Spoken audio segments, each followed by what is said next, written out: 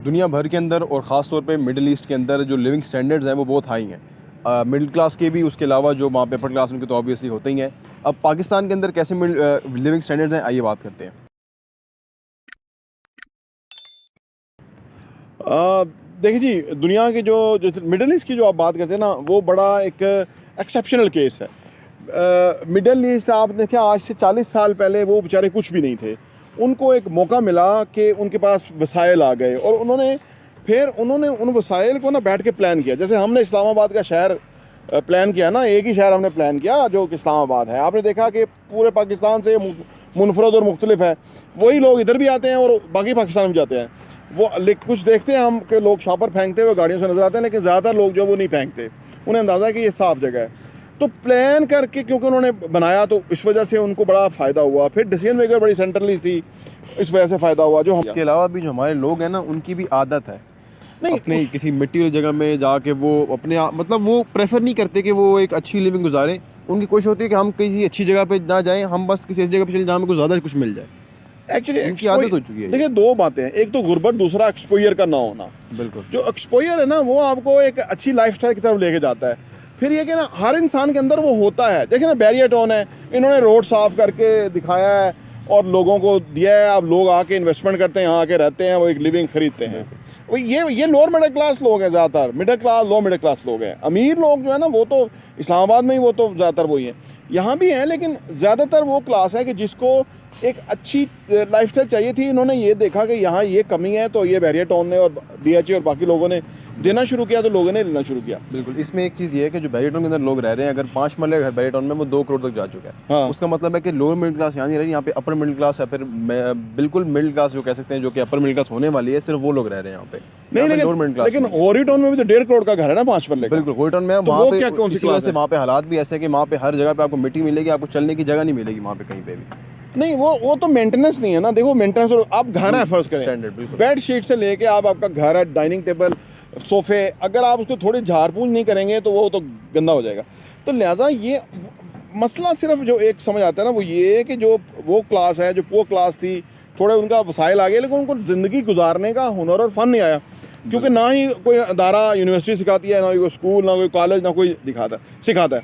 ये चीज़ें कुछ सीखने की हैं। और कंसेक्यूटिवली इसका जो इम्पैक्ट आता है वो बड़ा बुरा आता है दूसरों की लाइफ के ऊपर भी। बिल्कुल। तो ये वहाँ आपने देखा है कि लोग जो है वो अपनी गली मरम्मत करने के लिए 1000-2000 रुपया, 5000, 10,000 खर्च करते हुए नजर नहीं आते। उनको मैं कहता हूँ कि भाई 1.5 करोड़ का तुम्हारा घर है, तो 10-20 हज़ार रुपया नहीं खर्च कर सकते? नहीं करेंगे। यानी वो पुअर क्लास है कि जो यहाँ से वो सोचती नहीं है कि हमें क्या वैल्यू मिल रही है ना। तो यहाँ क्योंकि एक इन्वायरमेंट है, हर बंदा वो वैल्यू बाई कर रहा होता है ना। वो कहता है मैं मेंटेनेंस के चार्जेस 5,000 रुपये दे दूंगा 5 मरले के घर के ऊपर ना, क्योंकि मुझे उसके काफ़ी कुछ मिल रहा है। सफाई है, ये दरख्त हैं, ये मेंटेनेंस है, ये रोड है, वगैरह वगैरह। पानी यहाँ खड़ा नहीं होता, उसका इंतज़ाम किया जाता है बरसातों के अंदर। यानी हर चीज़ मैटर करती है ना।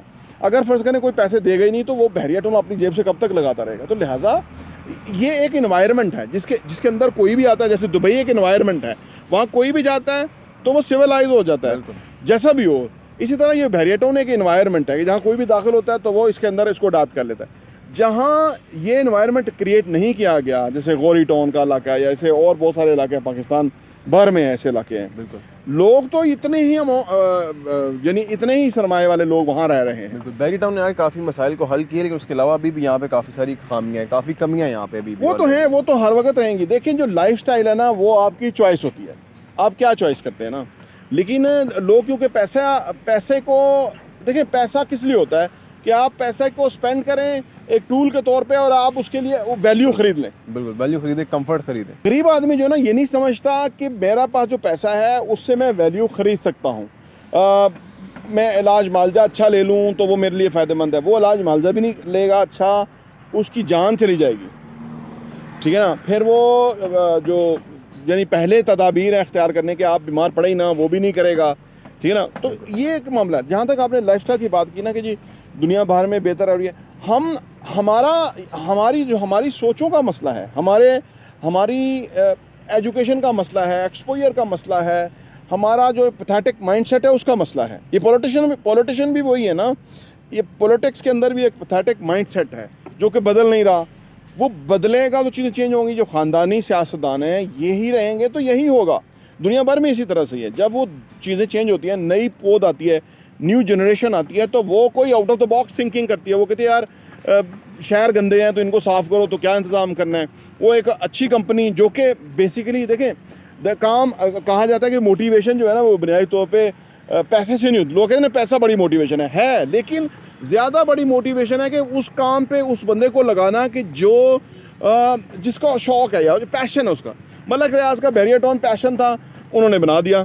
100 मसाइल आए, फाइलों को पहिए लगाए, जो करना था लोगों से, उन लोगों को बीच में ऑन बोर्ड किया कि जो ज़मीनें खरीद के दें। वो मर खा भी गए कई लोग, मलक बारी और बहुत सारे, लेकिन उनका काम था। हर बंदे जिसका जो काम था उसको उस काम के ऊपर लगाया। जो लोग सेलिंग के लोग थे उनको इंसेंटिव दिए, उनको बेनिफिट्स दिए कि भाई आप आके चीज़ों को बेचो, लोगों को बेनिफिट। यानी मेरा अर्ज़ करने का मतलब ये है कि अगर आप उन लोगों को उन कामों पे लगा देते हैं कि जो जिन कामों के अंदर अगले आके प्राइड लेते हैं या किसी का वो पैशन है। फर्स्ट करें शहर को क्लीन रखना किसी का पैशन है, अगर वो म्यूनसिपलिटी के अंदर लग जाता है फ़र्ज़ करें, या उसको वो ज़िम्मेदारी दे दी जाती है। अगर ये जिस तरह इमरान खान साहब कहते थे कि शहरों का, हर शहर का जो है ना एक नाज़म होगा और वो उसी तरह से इलेक्शन होंगे, वो अपने फ़ंड्स क्रिएट करेंगे, वो फ़ंड को एग्जीक्यूट करेंगे, लगाएंगे। वो बहुत अच्छा मॉडल है, दुनिया में कामयाब हो गया। तेहरान में कामयाब है, इस्तांबुल में कामयाब है, यानी और जगहों पे कामयाब, चाइना में कामयाब है। वो हमारे यहाँ आना चाहिए। हमारे जो फंड्स हैं वो मिसयूज़ हो जाते हैं। अगर हमारे फंड्स लोग, जो शहर के लोग टैक्स दे रहे हैं, वो पैसा उन्हीं की ज़िंदगी के ऊपर लग जाए तो हमारी ओवरऑल काया ही पलट जाए।